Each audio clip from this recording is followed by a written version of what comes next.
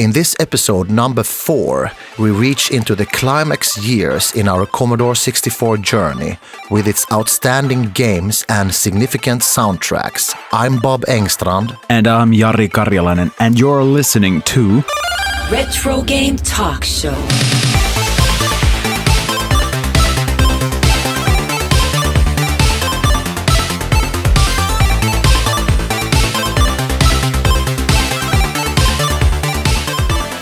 Hey, we're back, and as it has now become the norm, we go straight into the feedback. For starters, we've been asked about whether we're gonna focus more on the ZX Spectrum and the Sega Mega Drive by Peter Andrén and Stein Deschartres, respectively, and I think we can safely promise to focus on those machines in our future episode. We just can't say exactly when, but we'll get there eventually, don't you worry.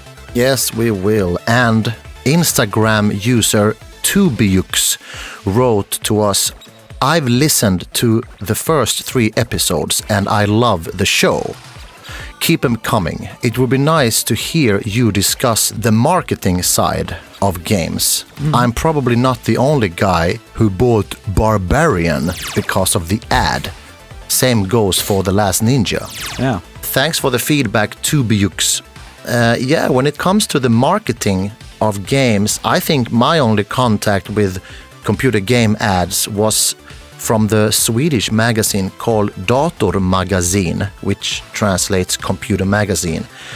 I did some research and came to the conclusion that I subscribed to this magazine for about 4 years between 1987 and 1991.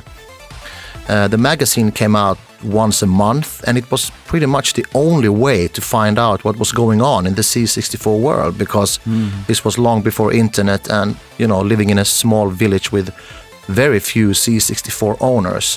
This magazine was extremely important for us. Of course, these magazines were filled with ads, not only for games, but also computer hardware and related products. Of course, the ads definitely drew our attention, but I would say that what really was the main attraction was the game reviews. Yeah. In these magazines. Between 15 to 30 games were reviewed in each edition, and some games got some extra attention with additional screenshots, some of them in color, which was a really big thing. And me and my C64 buddies, we were drooling over these screenshots, and I have to have that game. How can a game look that amazing, And I think these reviews and screenshots had a bigger impact on us than the actual game ads in these magazines. And I actually think that we should dedicate maybe a whole episode in the future discussing computer magazines, because it was a very important element of the 80s gaming industry. Yeah, I agree. My attention was also more focused on the reviews and screenshots as well, rather than just advertisements, because I think from early on I kept reading about gamers being disillusioned or buying bad games with great cover art and all that. And it still happens, although I don't think the cover art is nearly as interesting these days as it was back in the 80s and 90s. Well, that's true. So while we in Sweden had Datormagasin, did you guys, I guess you had something similar in Finland back then? Oh, of course. Here in Finland, our primary computing and gaming magazine was called Mikrobitti until 1992. Actually, Mikrobitti still exists. And I got my share of inspiration through those magazines. And the only magazine advertisement-inspired purchase I ever made back in the day was a 3D construction kit, although even that one I bought maybe like 2-3 years after it had been released from some sort of a storage emptying sale. Okay, cool. Regarding magazines, though, our American friend in Italy, Matt, mentioned Nintendo Power as a magazine he used to read a lot. And I believe every Nintendo gamer must have done so at some point, because I remember having seen those magazines, translated versions of those magazines at many of my Nintendo gaming friends in the 90s. Yeah, and as I mentioned earlier, magazines, they do offer very much to talk about. So I think we should continue this topic in another episode in the future. Yes, that we definitely will. And now the search for more right-to-left scrollers continues, and we have a comment from a local guy, Sami from Rovaniemi, who mentioned Balloon Fight on the NES, in which there's a game mode called Balloon Trip, which uses this rare scrolling direction. Thanks for your input, Sami. Yeah, thanks, Sami. While this never-ending obsessive search for right-to-left scrollers continues, we move on to our actual program. But before that, let's give a few shout-outs to some of our socially active listeners. Yes, let's do that. Now, first, we have to thank Hannes in Finland for opening the floodgates at Patreon. You're our first pledger there. Yes, thanks, Hannes. Very good. Thank you so much, Hannes. Kiitos. Cool. And then we have to name drop a couple of notable names amongst our followers. In particular, I want to mention the legendary C64 composer Jari and Tell. Great. Having followed us on Facebook, at least. And then there's this thing called the Oasis BBS, which we found out is a bulletin board system for the C64, which originally launched in 1986 in America. And they relaunched only recently. That's great. Great stuff. Thanks for dropping by. Yeah. Thanks, Jari and Tell and the Oasis BBS. Great stuff. Finally, then, we'd like to cast some special good luck spells to Norwich Life on Instagram. We hope you get your Amiga 500 Plus fully restored. Cheers. Good luck. Retrogame Talkshow. Well, we seem to have developed some sort of a semi-autobiographical progression to certain parts of our podcast so far, so I guess the next logical step would be to go to the time when we got our own Commodore 64s. So, Bob, the stage is yours. Well, thank you, sir. Well, I think before we start to talk about games, I would like to describe my C64 environment and some of the hardware I started out with. No, sure. If you recall, in the previous episode, I had a Commodore 64 at home for 2 weeks on a loan from my parents' friends, somewhere around 1986.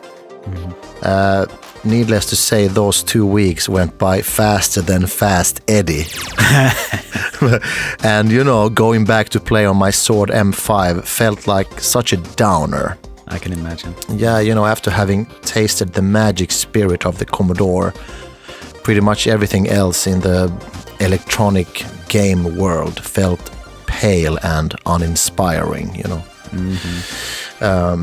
Well, about a year went by with me trying to survive with my Sword M5 and some of the Nintendo Game & Watch handhelds that I had. Yeah.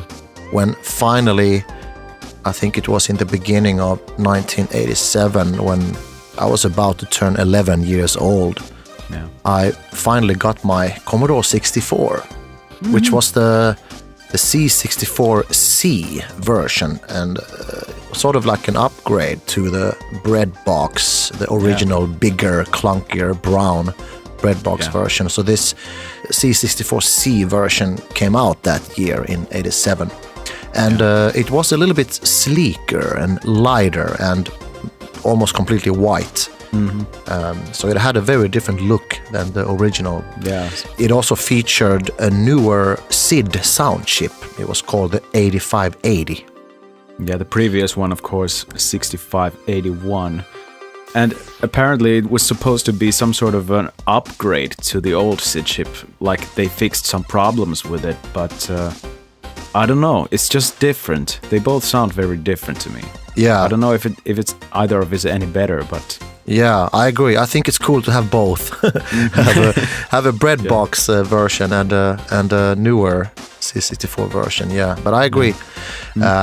So with this computer, I got a cassette deck and a joystick, the white TAC2. And still to this day, I'm a little bit annoyed that I had a white TAC2 because I've, for some reason, always thought that the black TAC2 looked so much better. That was the first one that I saw at a friend's place, the black TAC2. Well, to me, it was completely opposite. I always thought that the white TAC2 looked much better because that's what I saw first, and I ended up with having a black TAC2 instead. Yeah. But finally having my own Commodore 64, it triggered an instant hunger for hunting games from every possible source. Yeah. There weren't really many many sources because, I lived in a small village. There were maybe, I think, 3 more C64 owners in the whole village. Only 3? Yeah, and, no really computer game stores nearby at all. I had no idea about that scene, Yeah. So me and these few other C64 friends, we started swapping the cassette tapes that we had. And of course, swapping meant copying, which meant that the more games you had, the easier it was to get more games from other sources. Yeah. So in the very beginning, it was pretty tough, having almost no games.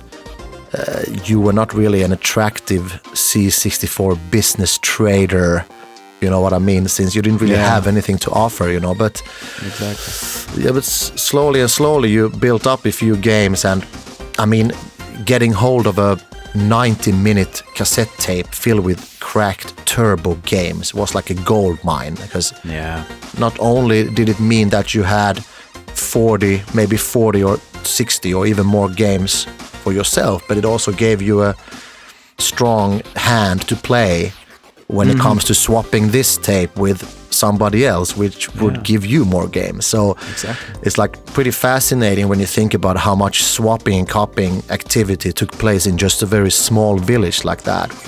I don't know how many people lived in that village, maybe 200 or 300. So you can imagine how much of that was going on in the whole country in the mid-80s, because Sweden was a very active C64 community in that way. Just a reminder to the younger listeners here, like downloading games in the 80s was not an option. I don't even think the word download even was used ever in the 80s. To get a game, you had to actually physically hold it in your hand. So it was like a jungle hunt out there. But you like using those game references like that. Yeah. I'm gonna do that more in this podcast. I love using a reference like that. It's the I feel like cool. I'm on a rampage. Anyway, so in the end of 1987, I had built up a pretty good stack of maybe a couple of 100 games, of which I played maybe something like 30 regularly, because of course, even though you had a lot of games, they weren't all good and they weren't all really your favorites, but I think there was something around 30 games that I usually played around with. Hey, but that's a great start considering everything. I mean, I think that only goes to show how much more games were available for the C64, even in more secluded areas compared to any consoles at the time. Yeah, that's true. The fact that you can make copies of cassette tapes made all that possible. I didn't even know about any computer game shops or anything like that. We were very secluded from from big cities, I guess. But far from civilization. Yeah, sort of, yeah. And but anyway, so in 1988, I got some additional hardware that would both ease up and speed up my complete Commodore 64 experience. I got my very first disk drive, the 1541 Mark II. Great. That had just been released that year in 1988. So this disk drive took my gaming to a new level. It let me not only load games faster, but I could also do some serious archiving, which I got pretty obsessed about, transferring all my hundreds cassette tape games to floppy disks. It was a slow, but for some reason, a really fun process, transferring, organizing, listing, labeling, archiving. Yeah. It was fun. Sounds familiar. About the floppy disk, they were these 5 1/4 inch, actually very soft. You can actually bend them and treat them really bad and they would still work. I recall an article in the Swedish computer magazine that I mentioned earlier, Dator magazine, where someone had performed a complete floppy disk torture test, bending and folding the disk, and he had it in the freezer overnight and it still worked the next day. It's pretty impressive stuff. Yeah, sounds painful, but if it works, then why not? Yeah. You gotta do tests, of course. One very nostalgic procedure that I think most of us Commodore 64 owners remember doing was to use a knife or a scissor to cut out a small second notch on the side of the floppy disk to bypass the write protection on the B side of the disk. Yeah. And then you got yourself a double-sided floppy disk, double storage. Yeah. And then to enable the write protection again, you just put a small sticker or something to cover the notch so the disk drive would refuse to write over information on it. Yeah. Very nostalgic. Yeah, and I think many of us did that back then. And it was like, for some reason, these tricks and tips and advice, they just spread around. Yeah, you can actually do like this. And I don't think I read about it. It was just something that, word of mouth. You heard it from somewhere. And True. one more pretty important piece of hardware, it was also in 1988. I got another pretty important thing, an extension cartridge called the Final Cartridge 3.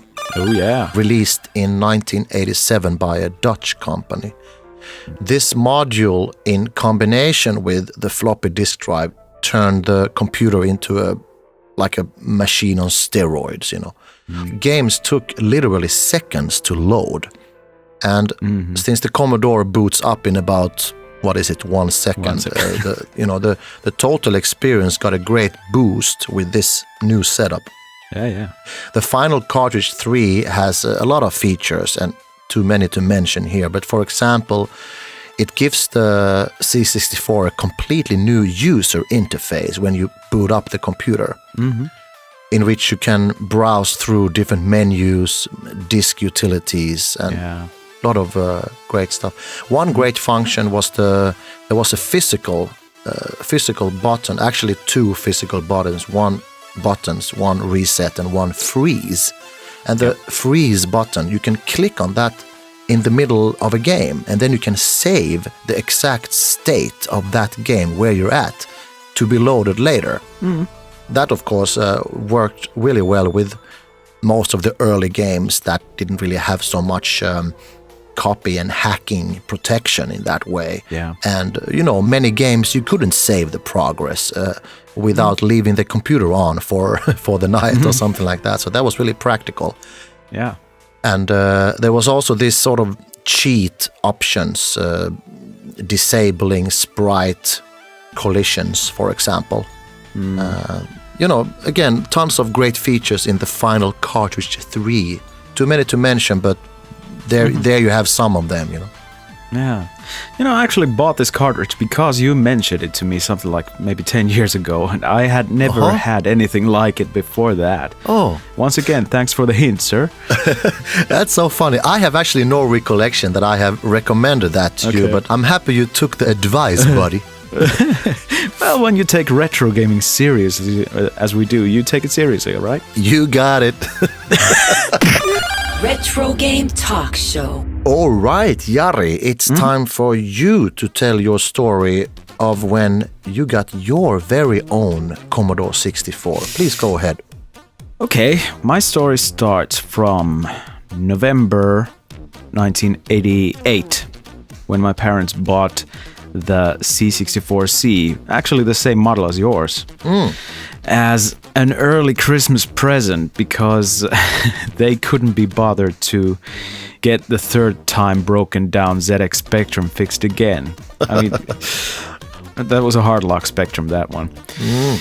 So the set I got with the C64C, it included a data set, the tape recorder thing, and a Quickshot 2 turbo joystick. And the games included were Daley Thompson's Olympic Challenge and Cascade Cassette 50, which the less said about the better, I think. Cascade Cassette 50, that was a compilation cassette with 50 games, I guess. Yes. Oh. And all of these games were, I think, made in BASIC, so the quality of that cassette is just horrendous overall. So okay. let's just not talk about that, okay? So you wouldn't call it an epic cassette? No, that's pretty much the epitome of non-epic, I guess. But anyway, not too long after that, a pile of about 50 other games. These were used games, these were bought from the very same guy who I mentioned in the last episode, the guy who had the first T64 I ever saw and played on. It's huge how much of those games still work, actually. I played some of those just a week ago, and I was wondering how on earth these games have, managed to last all that time. Yeah, dusting off the good old tapes. Yeah. Well, I think it wasn't all too long after that before Turbo Tape took over. And within a few years after borrowing lots of turbo tapes from my friends, I had compiled myself a collection of maybe a few hundred turbo tape games. And in case you listeners have no idea what we're talking about when speaking about turbo tape, we explained this to some extent in episode 3, so you might want to listen to it again if you haven't done so already. I mean, it's basically a program to enable you to load and save single file games much faster than original games. Of course, I won't go into much detail on all the games I had, because by the middle of the 90s I had like maybe 10 full turbo tape game compilation cassettes, some of which were 60-minute cassettes and some of which were 90-minute cassettes. And you could fit almost 100 games on a 90-minute cassette depending on what games you recorded on it. Oh yeah. But of course, I still bought a few original tapes whenever I could, but these circulating turbo tape cassettes made gaming on a C64 infinitely more accessible, as you know. Yeah, but it sounds like you and I had a bit similar situation. We lived in a small village on the countryside with our cassette tapes as our best weapon in getting more games. I'm curious how many other C64 owners were there in your area, because, I didn't have more than maybe 3 or 4. I knew you might ask that, so I counted it down a while ago, and the number I got was 9 in Nuorgam, my home village, and its near vicinity, and I think there were about another 8 or 9 more within the county that I was aware of. Like an orgy of C64 owners. Yeah, I think that says a lot about how popular C64 was in Finland overall, because that was all over the place. Almost every kid I knew had one, unless they had a NES or something, but C64 was definitely the primary computer in the country for a long time. And of course, back then you didn't really think these circulating games on turbo tape was anything like illegal or otherwise questionable, since everybody was copying games from each other. I mean, it's just the way that C64 community worked. But I guess the part of the reason why I became a C64 games collector later on in particular is because I somehow have always felt a bit guilty about the piracy back then. So I've been buying these games I enjoyed back then as originals, even though it doesn't really make any difference to the producers at this point anymore. But, Yeah. So I didn't get a disc drive until around 1997 or so, when a cousin of mine who lived about 150 kilometers away, he sold his Oceanic OC-118N disk drive to me. This is also known as the Accelerator Plus. Yeah, he sold that one to me with a bunch of discs along with it. Regarding the said disk drive, that one was the only disk drive for the C64 that I knew of existing in the whole county for a long time. Every one of my local friends used cassettes for a long time. I remember paying maybe 150 marks for the Oceanic, which in today's money would be around 20-25 euros or something. And there's something else I have to say about the Oceanic drive, is that I found it a much more reliable disk drive than the proper Commodore 1541 drives. I bought a few of those Mark II drives since then, and all have broken down somehow. I don't know what's going on, but... And the Oceanic drive is still fully functional after all these, 30 years or whatever it has been. It's not completely compatible with all the games, I have to say, but, at least it works. What else? I could talk about some joysticks, because I ran through a huge amount of joysticks in my early C64 gaming days, but, I have to mention Wico's Ergo Stick, having become my absolute favorite joystick ever since I first used it on my friend's Amiga. which I later on actually bought from him. And with a close second being the classic Competition Pro 5000. Yeah, those were my absolute favorites. What were yours? Well, I mentioned, I think in an earlier episode, the Wico, the Boss that you did. That came along to the bread box that I borrowed from my parents' friends, and that is still kind of a favorite joystick for me. And of course, I had the TAC2. I was never really a big fan of the TAC2, except from those games where you really needed to shake left and right really quick. So it was TAC2 was good in some games, but not in all games. But then on later years, something like 6 or 7 years ago, I bought a few joysticks on eBay. Might have been you who recommended the Zip Stick. Oh yeah, this black with I think yellow buttons or something like that. Yeah, and I think that was like a great surprise because I remember back in the 80s when a lot of friends had many different joysticks, and I was pretty much against all the joysticks. I was very conservative with joysticks. I liked the Boss and I had my TAC2 in those games where it was required, but I never really got into this too eccentric looking joysticks. I kind of like to keep it very simple. And this Zip Stick has become almost my favorite joystick now. Okay. Even though I never played with it in the 80s, but I had my first Zip Stick in 2010 maybe, something like that. So yeah, the Zip Stick. You sort of recognize quality when it comes to you. It doesn't have to be old necessarily, something nostalgic, if it's just so damn good that you prefer it automatically, I guess. Yeah, and I've always been the kind of player who likes to have the joystick on a table or on the floor. So you mentioned the ergo stick, that one you have in your hand completely. Yeah, that would take some getting used to for me, because I was always like I like the steady table and putting the Boss there and playing some Wonder Boy, But, I might have to go back to the TAC2 still one more time, because the first TAC2 model that I ever had, it might have been a Taiwanese model or something, because I actually managed to snap the stick into one of these, hardcore sports games at some point. I was completely baffled by this joystick just cutting up in half for some reason. Oh yeah. So you played some sport game, some decathlon or... Yeah. I've never ever heard of anyone else having that same problem. Yeah. But I've tried to avoid TAC2s ever since. Well, it would be fun to recall what game it was. Maybe it was Stroker 64. Retrogame Talkshow. All right, Jari, we finally arrived to a segment where we will talk about games. Yeah!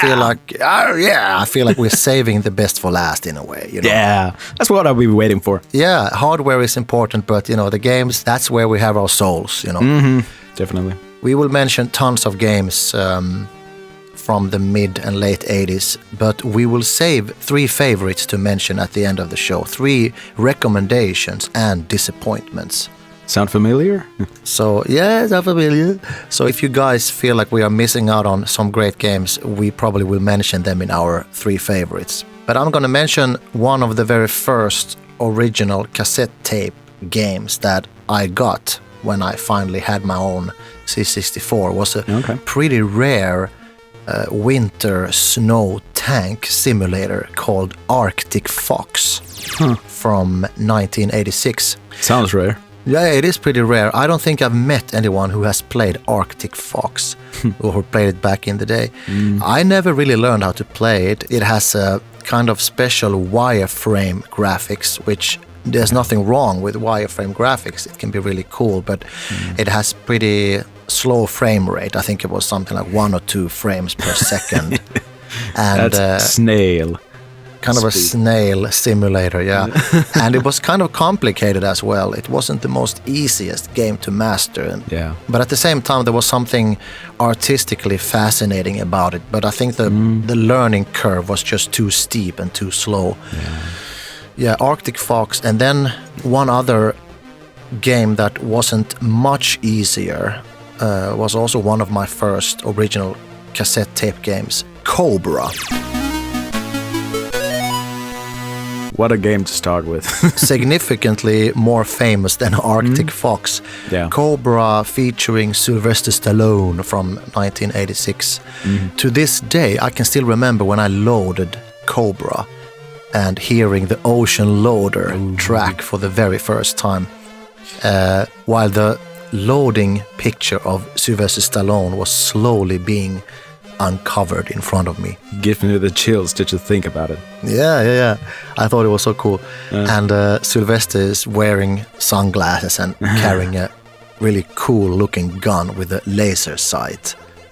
I thought this was the coolest thing ever. I actually did some research about the laser gun because I got a little bit interested in what that is. I found out that it's a 9mm submachine gun called Jadimatic. Yatimatic. And it was being made in Finland. Yeah. It was being made in Tampere, the city Tampere in Finland of all places. I thought that was such a funny coincidence, you know. That's such a random piece of information, but cool nonetheless. And hey, Finland mentioned Suomi mainittu. Suomi! But yeah, hearing Ocean Loader for the first time, as you said, is such an important part for any Commodore 64 gamer's youth, I think. But I also think Cobra's own game soundtrack has its merits, if only for the fact that it's a rendition of a tune from the movie soundtrack, which wasn't even included in the movie for some reason.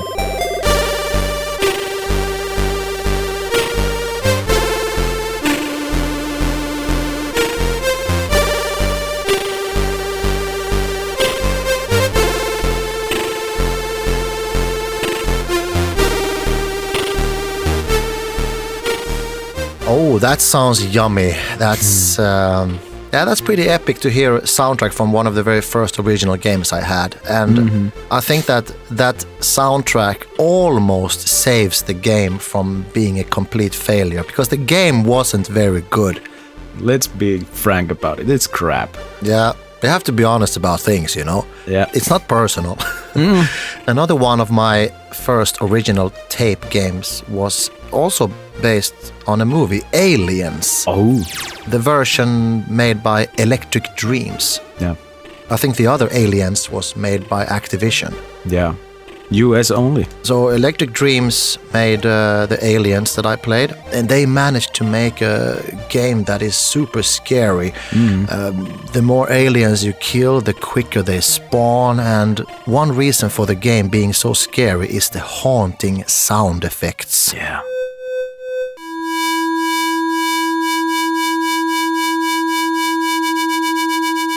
Ooh, those sounds still give me the creeps today, you know. Creepy stuff. Yeah, Aliens, I have to say, is one of the exceptions to the rule of movie-based games being bad, but it was also an insanely difficult game that you couldn't get anywhere in without the map included in the original box. And I'd say that's an effective way to prevent piracy. Yeah, and you know, since I had the original, I also had the map. Yeah. But I promise you, it's still almost impossible to finish that game. It was just too difficult. Yeah. Hey, speaking of rather good movie-based games, which there aren't many, I can guarantee you, one of my earliest movie-based games that I had, that I remember being a bit baffled about, was Ghostbusters from 1984. Ghostbusters! I remember loving the very unique karaoke thing in the intro screen, although I hate karaoke in general, but I mean, this is still very unique in games to have a karaoke segment in the title screen. I think this is the only game that I know of. I have to say the gameplay itself is still one of the most unusual experiments in games of that age. But it works when you figure it all out, pressing letter B on the keyboard when the Marshmallow Man appears and all that, you know? Only many years after I had first played it, I realized the greatness of the game, particularly due to its account system, which you got to use after you have completed the game for the first time. A very unusual inbuilt game save feature, I think. That's one of those games that I think all C64 players are very familiar with, you know, like everybody knows about the game Ghostbusters, and how about those great voice samples? He slimed me! Ghostbusters! Hey, while we're at 1984, I would like to mention the game called Breakdance, made by Epyx. Unusual. a pretty rare game that didn't receive any good feedback nor fame, and perhaps it shouldn't. But I think the music is super cool with this edgy, dirty synth bass, funky feel.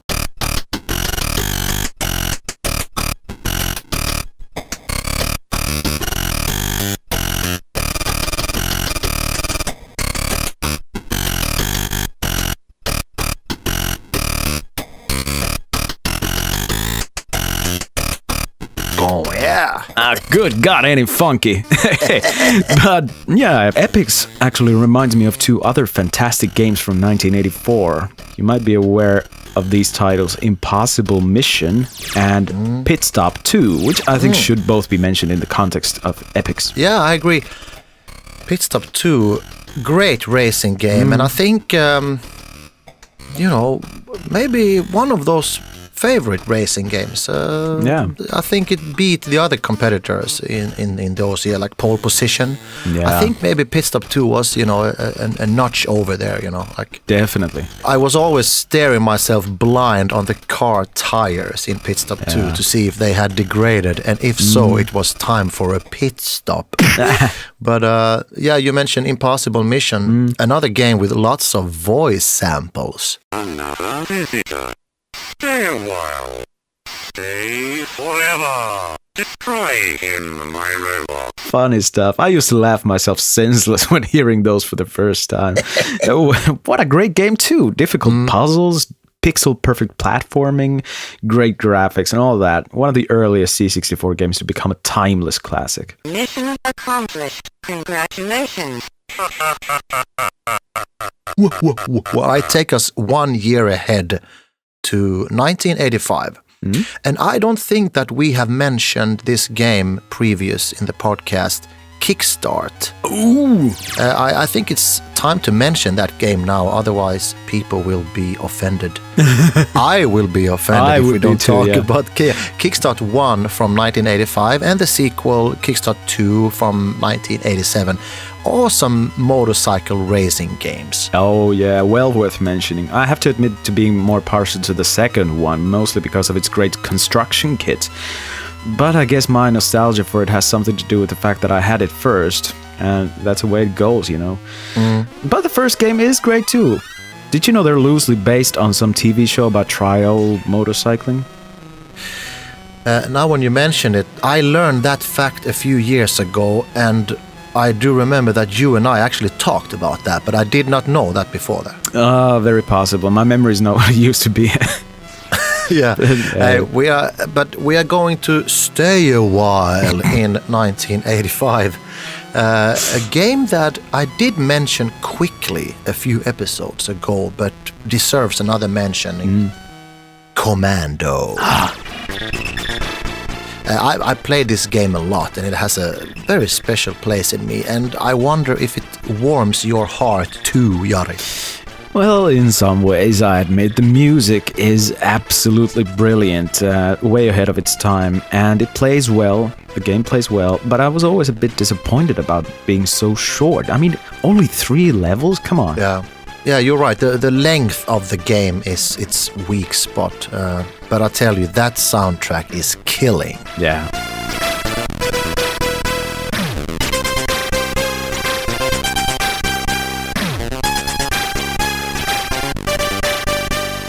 It really is. And hey, speaking about music, do you remember a band called Frankie Goes to Hollywood? Hey, I'm old enough to remember, dancing to songs like boing, boing, boing, relax, don't do it. Yeah, that's it. But you're also aware of the game by the same name, right? Very mysterious stuff. Yeah, absolutely. The game Frankie Goes to Hollywood, it was part of an Ocean compilation called The Magnificent Seven. And I had it too, Yeah, Frankie Goes to Hollywood was part of that, and I thought the game was actually pretty scary. It had a kind of mysterious, spooky atmosphere, and there are some really funny little mini games inside the game itself. Yeah, it's like a dozen games for the same price, but driven by this one murder mystery and the quest to become a complete person, whatever that means. But, hey, and great compilation, by the way, you mentioned Magnificent Seven. I think we're probably going to mention a few more games from it, I think. Yeah. We talked about the game company Epyx earlier. I would like to go back to them for a minute and bring up some awesome sports game they did. I think everybody knows about this game. Classics like California Games and Winter Games. Summer Games 1 and 2, both World Games. World Games! I loved when the weightlifter got all red in his face and then cracked through the floor. I remember when I saw that the first time. And I think many C64 games would probably agree on those selections. I mean, California Games was reportedly the biggest selling part in the series, but it seems like Winter Games is mostly the bigger focus of nostalgia to many. Winter Games, yeah. What was your favorite event in Winter Games? Do you remember?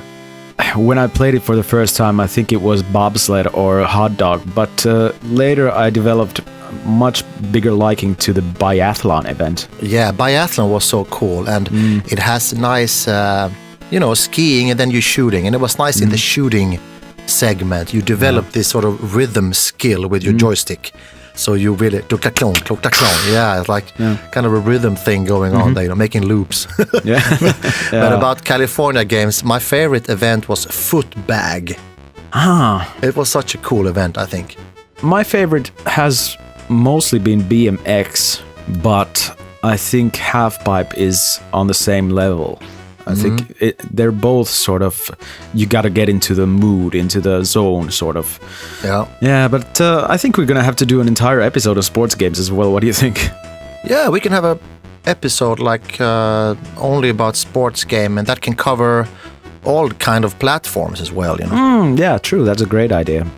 But hey, let's continue to our next game. I want to talk about something that I think was very important for game development around the turn of the millennium. I know this name is probably going to cause some serious vomiting in some retro gamers, but The Sims was heavily inspired by a C64 cult classic, which I enjoyed personally infinitely better back in the day. Some of you might have heard of this too. It's called Little Computer People from Activision.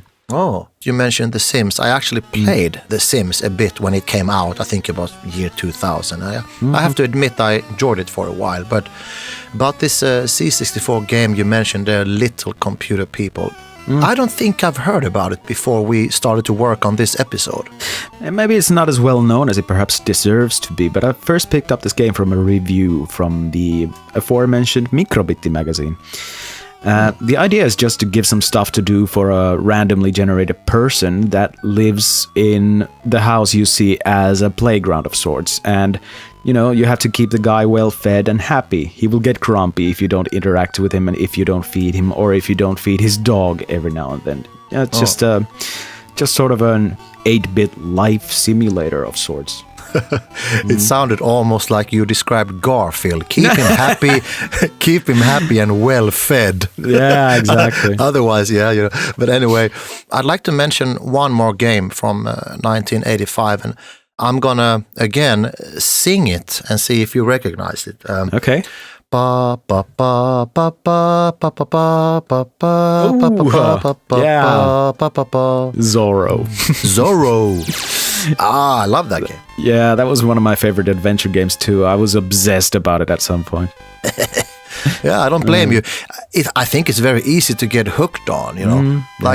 Not only because of its repetitive walls theme that goes around and round, almost gets you into a trance, but I think the game has some very great features, little, you know, puzzles and challenges. And yeah, I agree.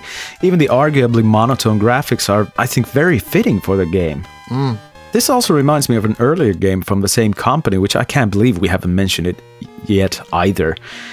Bruce Lee. Bruce Lee! Yeah, personally, I think it's even more of a classic. I mean, it has faster gameplay, more action-based perhaps than Zorro. But it would be interesting to see a fight between Bruce Lee and Zorro. Like one is doing some karate kicks and the other one ribs a Z into Bruce's chest. Retrogame Talkshow. Okay, let's mention some games from 1986. This year was packed with classic titles. But what if I start by saying Green Beret? A brave choice, I'd say. Brilliant theme tune. The game sounds are not that great, but they fit the bill, I think. Gameplay is difficult to the point of being harsh almost, but it's accurate. Yeah, it wasn't very easy. It was actually a very difficult game, but for some reason I kept playing it forever. I don't think I actually finished it off until I had a trainer version of it. I have to admit. It sounds familiar. So many games at that time were brutally difficult, but somehow we just kept coming back to them. But again, what a great theme song. Why don't we take a listen?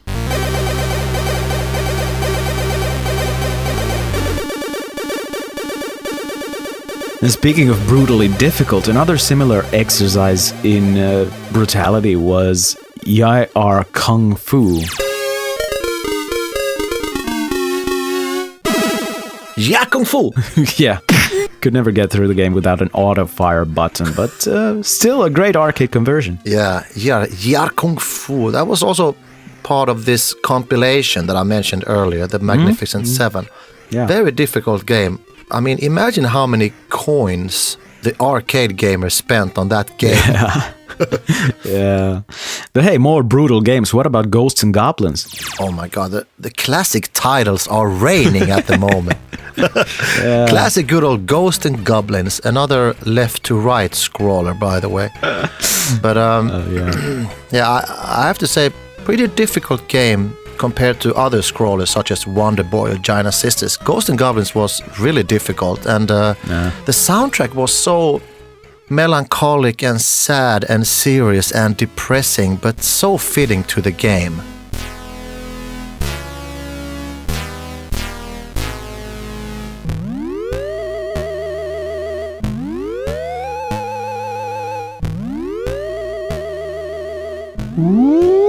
This seems like the perfect opportunity to mention the absolutely staggering speed of development in game design, sound design, and graphic design in C64 games at the time. All these arcade conversions were hitting their quality peaks in 1986 and the next couple of years, And original C64 games were also becoming more and more interesting and better worth the investment than arcade games.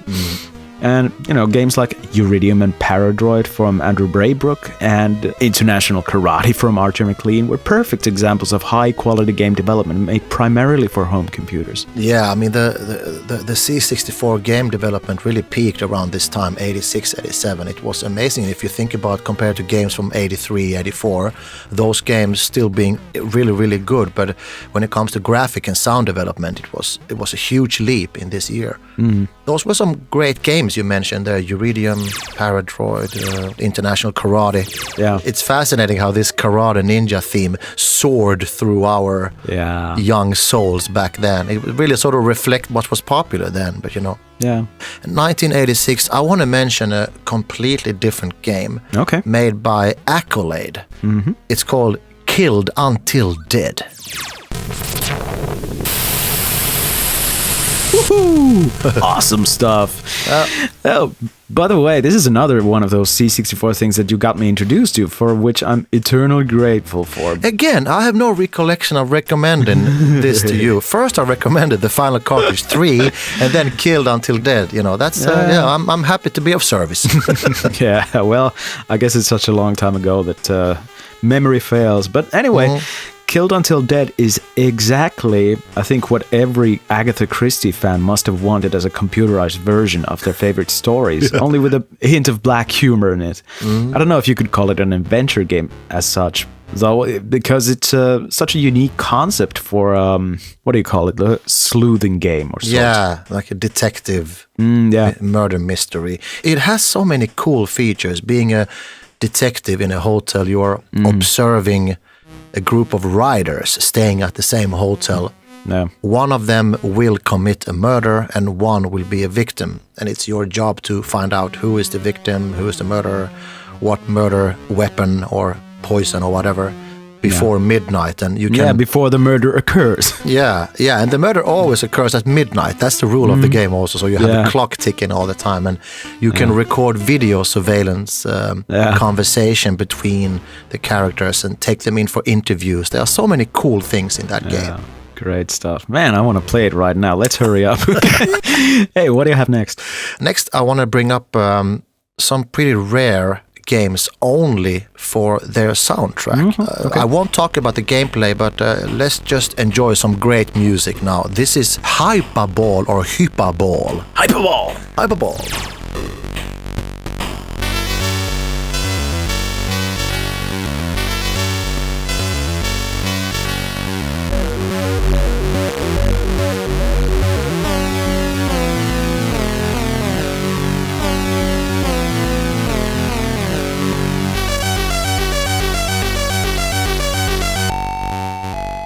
Hey, very nice, very nice. I never played Hyperball myself, but the soundtrack sounds great. Yeah, it is actually a game I highly recommend. It's some sort of futuristic handball / basketball of sorts.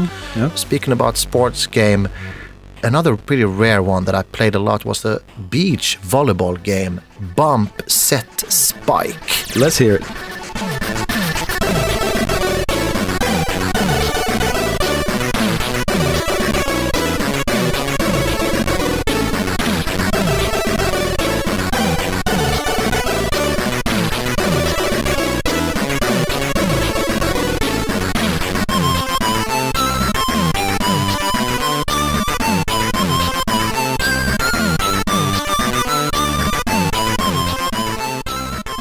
Yeah, great music often made us load up games that we didn't necessarily enjoy at first, and then if we played them enough, we would sometimes start enjoying them. I mean, good music is really helpful. Yeah, that's a good point. Last game to mention of 1986, did you ever figure out without instructions how to take off with the helicopter in the game Infiltrator? No. I used to play the latter parts of the game a lot on turbo tapes where some crackers had extracted the walking around levels as separate parts. That helicopter segment was pretty brutal, but same as you, I really enjoyed the second part of the game where you sneaked and ran around in enemy territory, sneaking into buildings, taking photos of secret documents, and then sometimes the alarm went off and made you run around like crazy. Yeah, exactly. Great memories. I still prefer the game without the helicopter, though. I agree. Hey, let's jump to 1987. Retrogame Talkshow. 1987 was, I think, the highest point in the classic C64 era. How do you even begin to pick a few favorites from there when there's so many to choose from? Yeah, I made a little list here of 1987 amazing games. And of course, we had to still cherry pick because we cannot really mention all of them. But how about starting out with a nice, cute little classic such as Bobble? Oh, that's not a bad choice, actually. Again, one of the best arcade conversions for the C64. Yeah, it's massive fun on a two-player mode. 100 levels of sheer awesomeness. And do I even need to mention the music?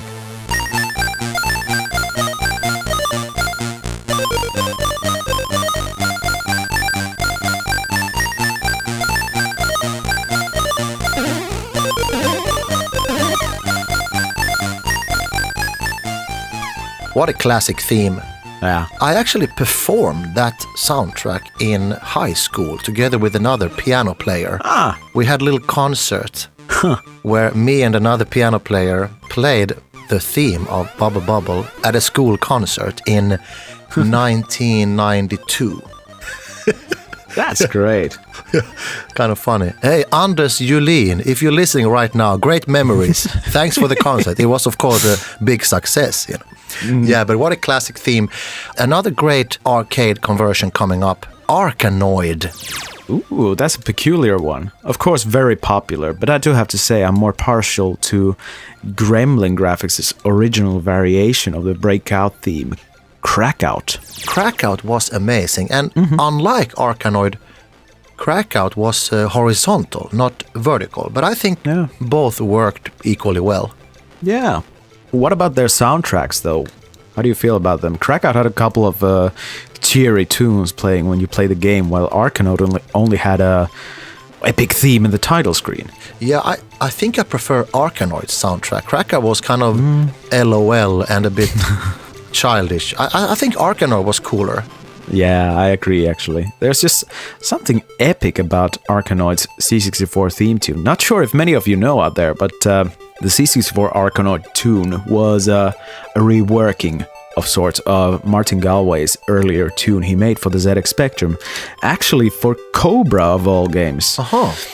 The drum beat is from Cobra, everything else is new for Arkanoid, and frankly, the Arkanoid stuff makes all the difference.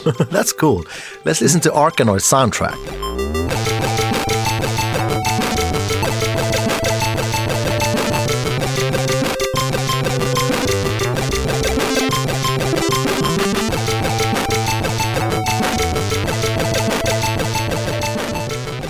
By 1987, some really good text adventures had been released. Yeah. And some of them had really amazing graphics by the time. And two of them that I played a lot and I would like to mention were made by Magnetic Scrolls. The Pawn, released in 1985, and The Guild of Thieves in 1987. I had both of these original games on disc, and these games were very deep, both in story and grammar.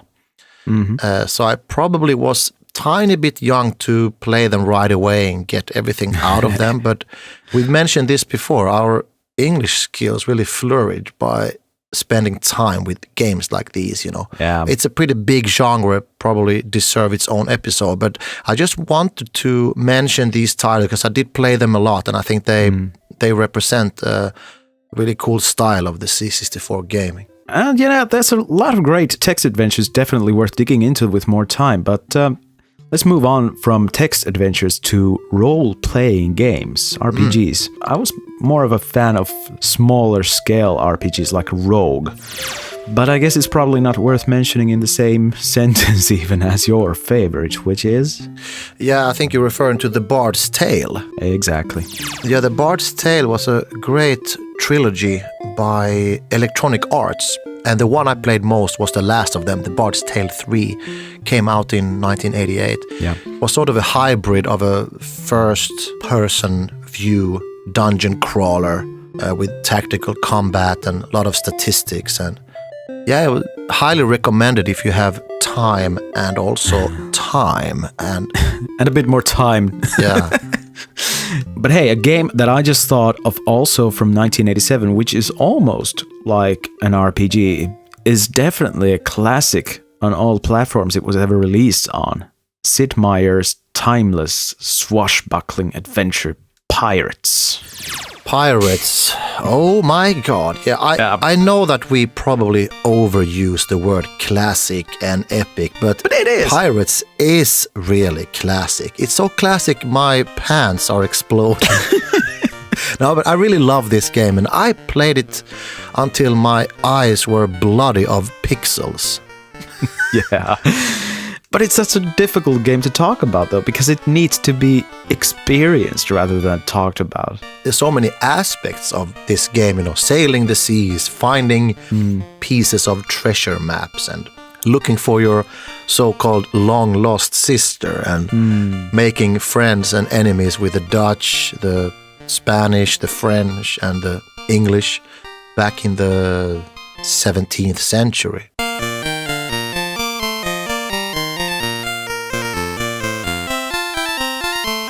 Yeah, and of course, hunting down other pirates to the sound of wonderful fall Baroque songs. True Caribbean adventuring simulation is what it is. Yeah, I also would like to thank Microprose Software for adding the option to save your progress in game. Yeah, so true. I guess it's one of the earliest games we needed to actually do that in a more concrete manner. And hey, I also have to mention what a great way of learning Caribbean geography. That's true. When I was young, I was pretty obsessed with maps. So I actually remember having a real map next to me when I was playing Pirates. Yeah, great stuff. Let's move on. Since we're talking about Microprose games, I got another one for you. Airborne Ranger.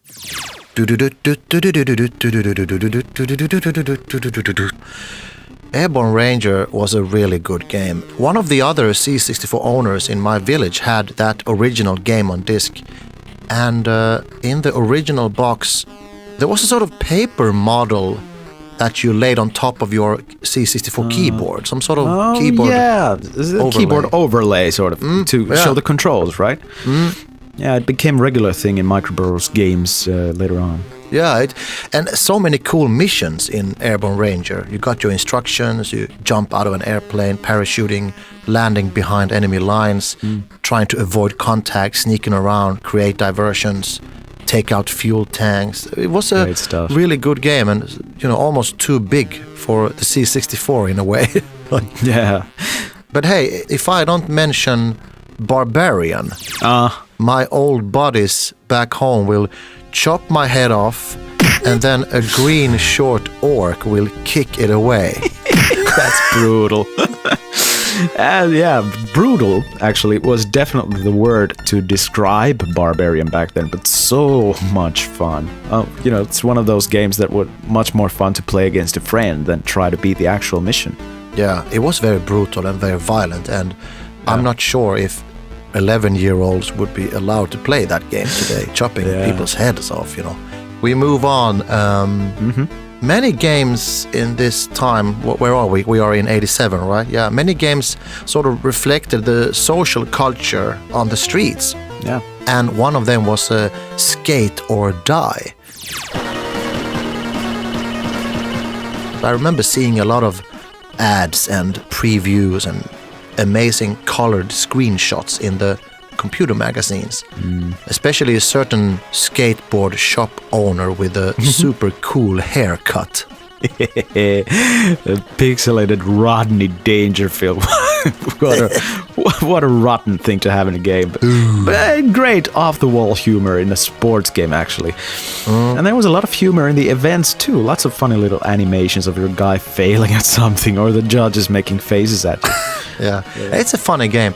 Yeah, Skate or Die. We move on. Some listeners, they know that you used to have a great blog where you compared games between platforms. I remember you've done some research about a game that I enjoyed playing, talking about Nebulous. Nebulous was... I think Nebulous has its own peculiar place in the history of games that needed some proper research and examining, Many people don't seem to like it for the exact same reasons they like some of those over-the-top bullet hell shoot-em-ups. And you need to memorize a lot of patterns. But anyway, Nebulous is a unique platforming puzzle game with a peculiar pig-like protagonist. There's a lot of P's there. And the idea is to take down 8 towers just by reaching the top. Easier said than done. But it's definitely one of my more often revisited C64 games of all time. I think we can move on. Before we leave the year 1987, I must mention that I did play Wonder Boy a lot, and I think it's a great arcade conversion. I agree. Such a fun game. Having said that, we will have a short chat about one last game from 1987. It's a car game, and a pretty realistic one. And I'm talking about Test Drive. And ever since I played that game for the first time, I've been in love with the Testarossa. Yeah. Did you play Test Drive a lot? Well, not a lot, but I borrowed Test Drive from one of my friends, and we just played Test Drive for 2 weeks, I think, and nothing else. It was another huge favorite for both me and my brother back in the day. The idea of driving a car from first-person perspective wasn't necessarily anything new, but the concept of driving it on what was supposedly an open road with traffic was completely unheard of at the time. Yeah, for us, there was perhaps an extra spice in the game that it sort of reminded us of some roads in Norway, because when you drive around the fjords, most of the time you get cliff on the other side and a straight drop on the other. Almost like a localized feel in the game in that sense. Yeah, true. And I agree, the Ferrari was my favorite as well. Yeah, cool. Yeah, Test Drive. Yeah, that was 1987, folks. Retrogame Talkshow. We managed to squeeze out so many classics from 1987. and we're still alive. Yeah. Hey, we should mention here that remember that we're going to save 3 of our favorite games to mention at the end of the episode, so hang in there.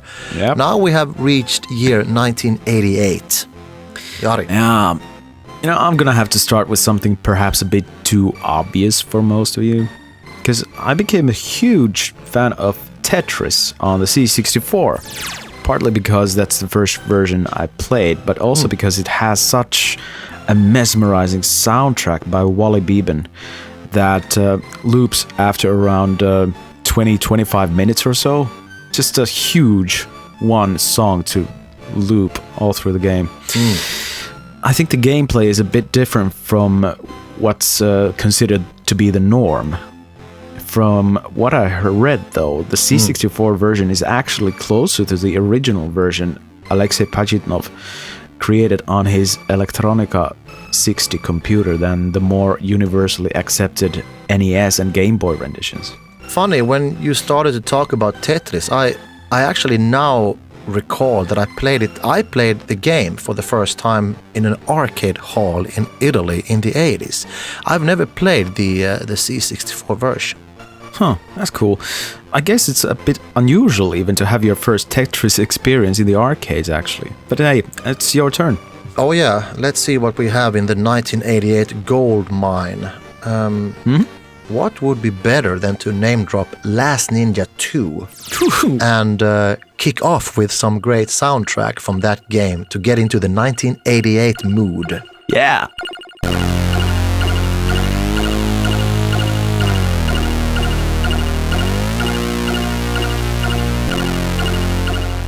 Since we're gonna be talking about the Last Ninja series in a dedicated episode anyway, let's just keep the music in the background and move on to other things. What else did you have in mind? I could mention some original floppy disk games I had in the genre military flight simulation. Okay, sure. What did you have? The very first military flight simulator game I had was F-18 Hornet. And the box looked really cool, and I was very excited to load this game, and I kind of forced myself to like it, although it was so slow and choppy. It felt like 1 frame per 4 seconds or so. But it didn't matter, because the feeling of flying in 3D and dropping bombs on bridges and finally completing my first mission, it was really cool. And a year later I bought a Fighter Bomber, which really impressed me with its graphics at the time. Yeah. I think my favorites in that genre were Ace of Aces from US Gold and Ace 2 from Cascade. Ace 2. Oh yeah, that was really good. I was in love with that. That was a great game. Yeah. And that game absolutely did not suffer from slow frame rate. It was very smooth and fast. Of course, the game didn't really aim for realism. It felt more like a fast action game, but it was really neat. Yeah, maybe that's why I liked it more, but the 3D flight speed was very nice. Definitely an enjoyable game. Yeah, I'm not sure I've mentioned this in our show before, but I have 3 cats, and one of them looks and acts like Garfield. Absolutely true. I've seen your cats, and one of them has a definite similarity to the big, fat, hairy, orange thing. Yeah. Garfield was one of my very first original floppy games that I had, and even though the game is annoying on so many levels, its comic flavors make it somehow worth playing once in a while. Yeah, I agree. Again, this is another game that I made a comparison of for the Finnish Retro Game Comparison blog, and I have to say, it made me appreciate the game's peculiarities a bit more. Of course, Garfield has to eat a lot and he gets snack attacks in all the wrong times. Oh my god, those snack attacks. I mean, Garfield would decide in the middle of the game that he needs to eat. And if he's holding a key, he will eat it if he gets a snack attack. And without that key, you can't finish the game. So it's like really frustrating, and you can't save the game either. So you just have to start over again. But you know, there's the trick. In addition to all those quest items that you have to carry everywhere and use them. You also get many expendable items just for the sake of Garfield having something to eat. But yeah, it's probably the most frustrating adventure game of that particular genre ever. Hey, speaking of frustration, I think it's high time for me to get back to my very first own C64 game, which is Daley Thompson's Olympic Challenge. Oh yeah. Yeah, it's one of your regular joystick killer decathlon type games, but it has amazing graphics and a nice soundtrack, but most of all a score system that requires you to keep your score at a certain level at all times in order for you to make progress in the run of the events. And on top of that, you need to use specific shoes for each event, and if you choose the wrong shoes, it'll be impossible for you to build up speed. And of course, unlike Garfield, you weren't afforded snack attacks, but at least you could drink an energy drink before a particularly hard event, provided that you had earned them in the training section before the actual decathlon thing began. Super annoying to an extent, but being my first game, I was rightfully obsessed about it, I think. Yeah, so no, there are no snack attacks where he eats the shoes and you have to start over. Hamburg. Yeah, we continue our journey in the 1988 games, and the next station is this game, The Train Escape to Normandy.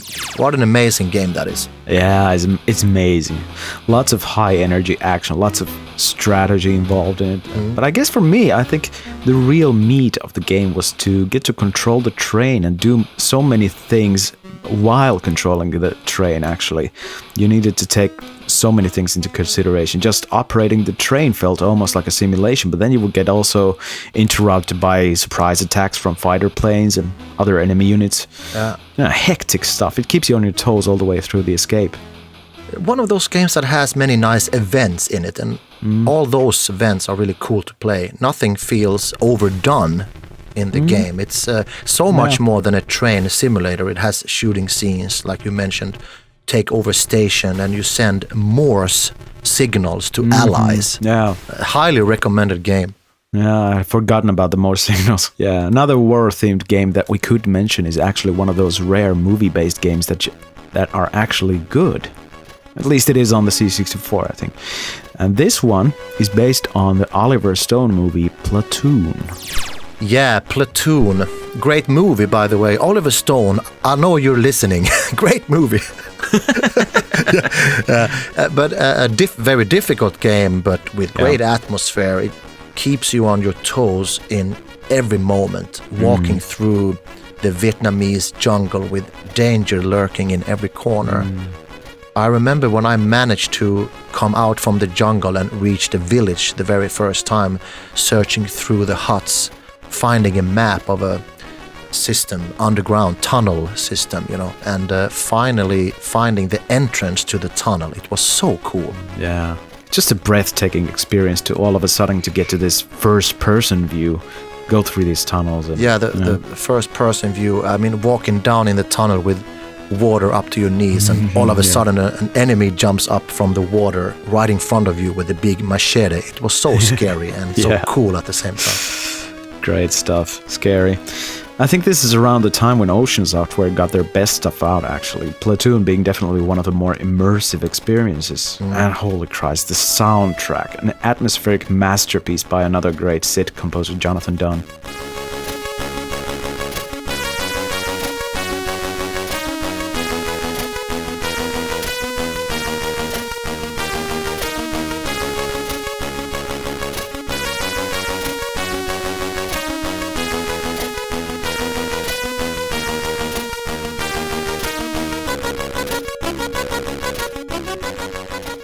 Great soundtrack, Jonathan Dunn. We have one more game to mention from 1988, and we cannot go on without mentioning this one. It's Lucasfilm Games' masterpiece, Zack McCracken. And the Alien Mindbenders. Yes!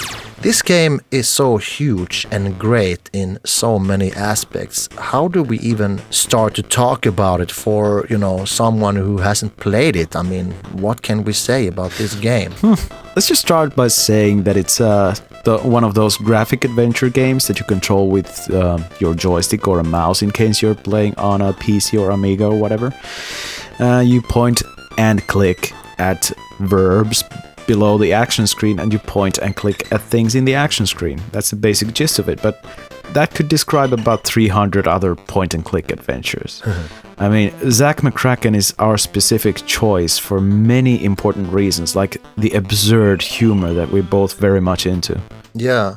I have this game on original floppy, and along with the box came so many cool things, like a newspaper, some kind of stories and lore about the Zack McCracken world, and the copyright protection card, of course. And there was a facial mask of sorts that came along, like a hat, mustache, and nose glasses. Extremely humoristic. Yeah, that's what was so great about these old adventure games. They were immersive in more ways than today's adventure games could ever hope to be, actually. The extra stuff included in the box is they were just a part of it. The games by Lucasfilm Games would also feature plenty of inside humor in them, which wouldn't necessarily open up to until you played their other games or watched some Lucasfilm movies or whatever. Yeah, I think we both can highly recommend this game to any adventure fan out there. I mean, of course, the game takes a long time to finish, and remember to save often, because you can end up in situations where you need to resume an earlier save because of whatever reason. You've done something in the wrong order, or you wasted an item or something, so you have to go back. Yeah. Hey, but at least Lucasfilm Adventures didn't kill you randomly like Sierra Games did. But that's something for another episode, I think. Yeah, Sierra Games. Ooh, that's like a 2-hour episode right there, But for now, I think we need to be saved by the bread bell here, and Bread bell. We've gone through We've gone through so many great games from like 84 until 88 in this episode, and we still have our 3 recommendations and disappointments to mention. So let's get to it. Let's. Retrogame Talkshow. All right. So we have reached a segment we would like to call recommendations and disappointments. Yeah. We actually did one of these couple of episodes ago in the arcade thing. I want to start because I need to. Okay. I need to blow my 3 disappointments out because I want to get them out of my system. The first one. Go ahead. Yeah, the first one, snare roll. Who Framed Roger Rabbit? Oh. It was a game that was so heavily promoted, and I saw tons of ads for it. And it didn't live up to anything. For people who don't know it, it's from a movie that I think mixed real and cartoon animation. Actually, one of my favorite movies at that time. So I guess I had lots of expectations for Who Framed Roger Rabbit, the game also, but... One of these other C64 owners in my village, he had the game. He had bought the game on original disc, and we both played it, and we kind of looked at each other like, "What? This ain't working," I mean, we were spoiled with The Last Ninja and stuff like that, and all of a sudden comes this crap. Who Framed Roger Rabbit is my first disappointment. The second disappointment is Pink Panther. Another cartoony sort of... Yeah, another game inspired by a cartoon animal. Yeah, I grew up watching Pink Panther, and I think the game came out in 88, something like that. And, Pink Panther was popular in the 80s, and again, a friend of mine had the original on tape, because I remember copying that game from him, because I still have a tape home in my childhood attic where I've written Pink Panther on it. And So I take it you hadn't played the game before you copied it. oh, you're very right. I copied it as soon as I came to his place, and then we played it, and I thought that I probably will use this cassette for something else. I remember the very first room to start the game in a house, the stair that leads to the second floor or something like that. But there was like nothing happening, and it was a huge disappointment. And I think the game got pretty bad reviews as well. And for a reason. Did you play it? Not really. I just knew how to avoid it because I had read about so many bad reviews at the time about Pink Panther that I just made the mental decision not to ever play it unless I had to. Okay. My third and last disappointment of this list, Predator, based on the movie with Arnold Schwarzenegger from '87. I agree, it is a dreadful game. It's a dreadful game. I had the game on original cassette. I thought when I started to play, oh, this is going to be a great game, you know. But anyway, the game is buggy. It is. Extremely difficult. You walk around with your character in a jungle, and then there are these invisible monsters that shoot you from out of nowhere. Yeah. And every time you reach to a certain point of the game, you kind of die without any specific reason or explanation. Yeah. And I found out many years afterwards that the tape version of the game is buggy, and it's actually not even possible to finish it. That's true. And I think you have done some research about the game as well. Yeah, I found out that the American release of Predator is actually finishable, but you have to play the disc version for some reason. Oh, yeah. All my three disappointments, they have a thing in common. They are based on a movie or a series or something like that. And I don't think it's a coincidence because, you know, games based on movies or series, they tend to be made quick without really any depth or anything like that. And Yeah, there are exceptions, like Aliens, for instance. Retrogame Talkshow. Okay, so your disappointments. Well, you had some sort of a theme going on with your three, and I think I have as well. My theme for my three disappointments is that I based these three on my experiences on the ZX Spectrum, and what I got on the C64 were terrible. The first one is a football game called Match Day. For starters, I want to mention that these games were made by John Rittman and Bernie Drummond, who were originally ZX Spectrum programmers. And these guys made games like Head Over Heels and, you know, that sort of stuff. Oh, great game. When Match Day 1 and 2, actually, they're both dreadful on the C64. They came out and they were completely different, particularly Match Day 2, actually. It was horribly slow, practically unplayable, uncomfortable, and uninspiring to play, either of those football games, and probably the reason why I don't like football at all. I was just about to ask, is this the reason why you hate football? You had these traumatic childhood memories from playing Match Day. I don't think it's just these games, but they did have something about them that contributed to the fact that I'm not a very big football fan, I think. Okay. Let's move on to number 2. I wanted to mention one of 2 possible Gremlin graphics games from their early days, and I had to choose between Percy the Potty Pigeon, which was one of my, and actually my mother's favorites on the ZX Spectrum, but I chose another game called Wanted Monty Mole, which is the first in the series of Monty Mole games. So the C64 version was one of the first C64 platforming games that scrolled in all 4 directions. That was a kind of a new thing back then, so that's sort of a good point here. But in the sense of having a good platformer, this game didn't have much at all because the gameplay elements that the ZX Spectrum version had were sort of missing.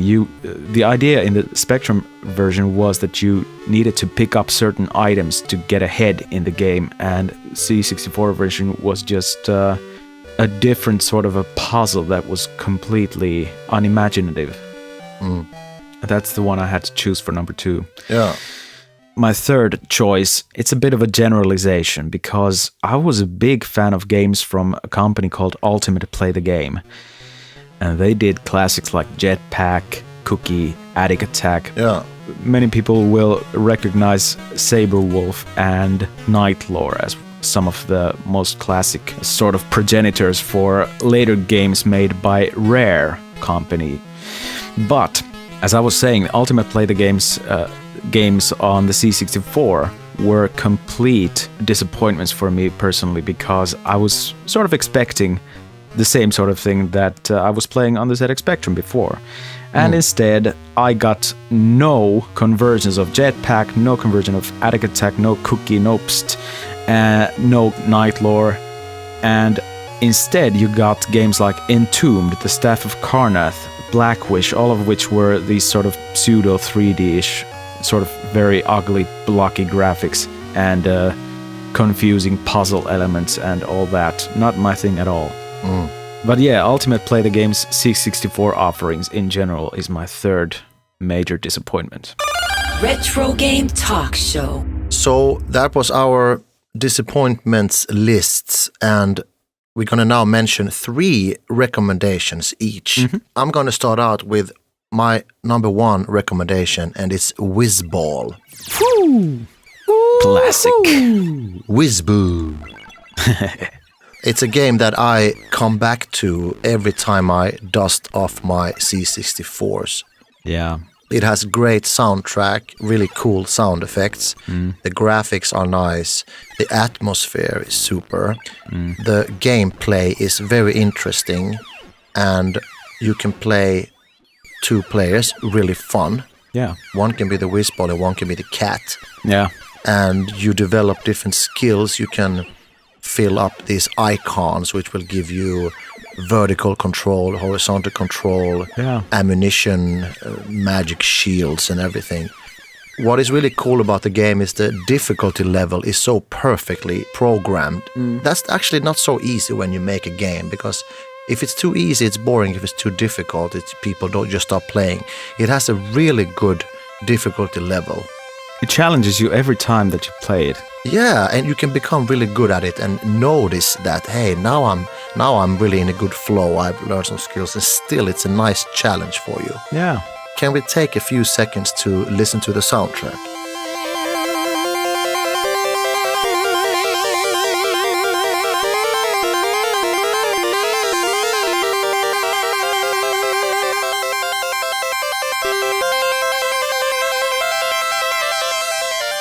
Oh, that's a great soundtrack. That is one of the best. Martin Galway, thank you for the music, sir. Yeah, my second recommendation is The Last Ninja by System 3, released in 1987. I think everybody knows about this game who has played on a C64. Yeah, as a C64 gamer, you have to know. Yeah, and for me, it was a game that I played over and over again, and I was completely hooked by the soundtrack. The game has, I think, 6 stages, and every stage has its own in-game soundtrack and loader soundtrack. Yeah. It's a really great game. It combines combat with adventure and some puzzles and a bit of it's a very exciting game, and this whole ninja theme was of course extremely big in the mid-80s. Yeah, lots of ninja-based movies and games. Yeah. And I think this has to be probably the best ninja-related thing that the 80s has to offer. It certainly beats some of those American Ninja movies, but they are still funny to watch, you know. Yeah. So Last Ninja is my second recommendation, and we can take a little listen to the soundtrack.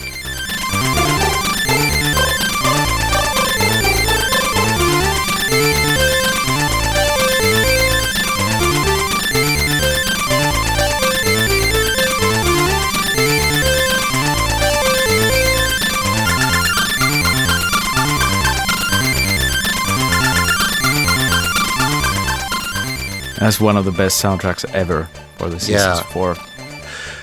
My third and last recommendation is Defender of the Crown by Cinemaware in 1987. Yeah. This was also a popular game among our C64 owner circle. Yeah. It was this medieval knights and castles and Pride and Conquer game. I think it's based in the 12th century or something like that. Mm-hmm. So it's all about conquering different parts of England. You get to do tournaments and... tournaments with whores and lands and, siege castles and catapults with stones and... Lots of different sorts of things in the game. It has so many events and so many segments in it. It's unbelievable that a computer of the size of C64 can produce a game like that, I think, in a way. Yeah, definitely. So that was a huge eye candy. And the music was nice too. It really fitted that medieval theme of it. So there you have my 3 recommendations. And of course, there could be more. And if you would ask me next week, I might have 3 other ones. But yeah, that's my recommendations. What about you, Jari? I'm going to start with a game called Rally Speedway, which was me and my brothers, one of our favorite games. We used to play this quite a lot against each other. And, it's a top-down racer with lots of variables. You can change your top speed, you can change your weather, how slippery is the road, and you can change how fast your acceleration is. And there's even a track editor, and you can do your own tracks as much as you can, save them on a tape or a disc, and you got an endless enjoyment from a racing game that way. And it's just one of those games that never gets old, I think. Rally Speedway, our listener from Malmö, Sweden, Mikael Hylén, he has actually great skills in Rally Speedway. Cool. He was visiting me here in Helsinki something like 5 or 6 years ago, and he showed me some great Rally Speedway skills. And he told me that he made a lot of own tracks. He edited and saved them on cassette. That's great. So he had tons of that. We can ask Mikael to reminisce these things with us a little bit more in detail, Yeah, that would be cool. Okay, the second game on my recommendations list is Samurai Warrior from Firebird. And this is a game that's based on a comic book series about the battles of Usagi Yojimbo. This samurai happens to be a rabbit. Really? You also have to play by karma. Because if you kill the wrong people, you have failed as a samurai and you have to perform seppuku. So you get to sort of all sorts of battles with traveling ninjas and monks and everything. You can battle just about anything if you want, but if you happen to kill an innocent bystander, then you're gonna have to kill yourself because you have failed as a samurai. Did you play it when it came out, like 88? Well, I did play it actually around that time, but I didn't know it had come out at the time because I had it copied from somewhere and I just played it. I didn't know when it was released. But yeah, Samurai Warrior. Cool. I think we can move on to number 3 on my list, and this is one of those early educational entertainment, otherwise known as edutainment. Edutainment, yeah. Yeah, edutainment games. This is from Disney, of all companies, and the game I'm talking about is Donald Duck's Playground. It's such a feel-good game. I agree.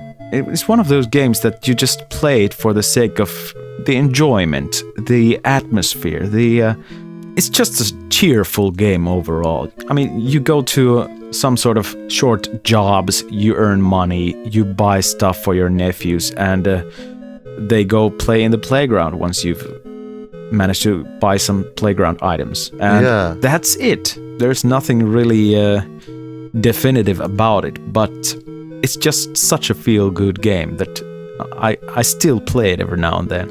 I played it a lot actually also, and I have I can't put my finger on what I like about it. It's just a nice feeling to do these funny jobs, fruit sorting, and you work at the airport throwing bags, and then you got some money, and then you go into a shop, and there's Goofy or Mickey Mouse, and you buy some toys or swings or whatever for your nephews, and then you go to the playground and then you control one of the nephews and you just go swing. That's it, nothing more. Yeah.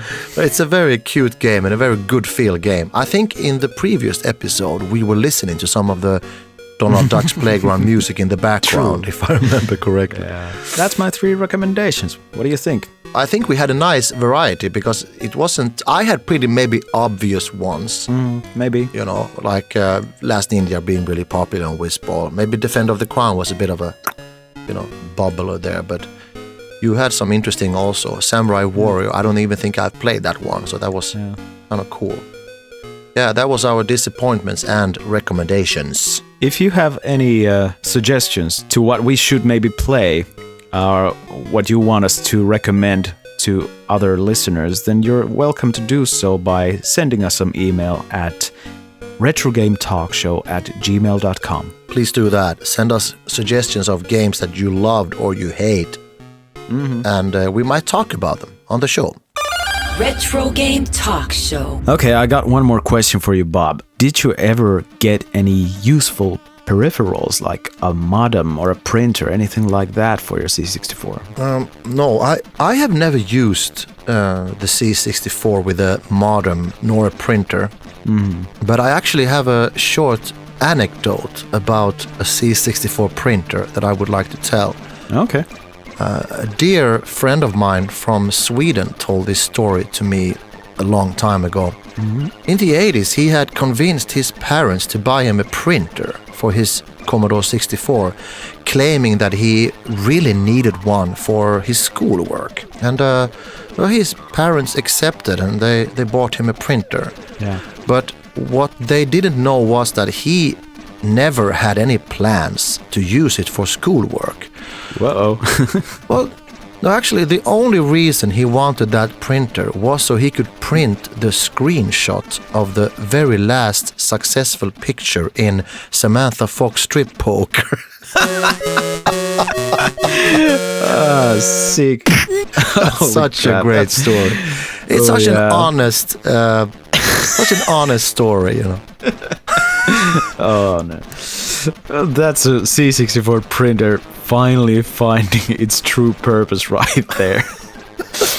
But hey, I guess it's time for us to wrap it up now. You know, in these last 2 episodes, you've been hearing our personal introductions to the Commodore 64, and we've also talked a bit about our favorite games at the time.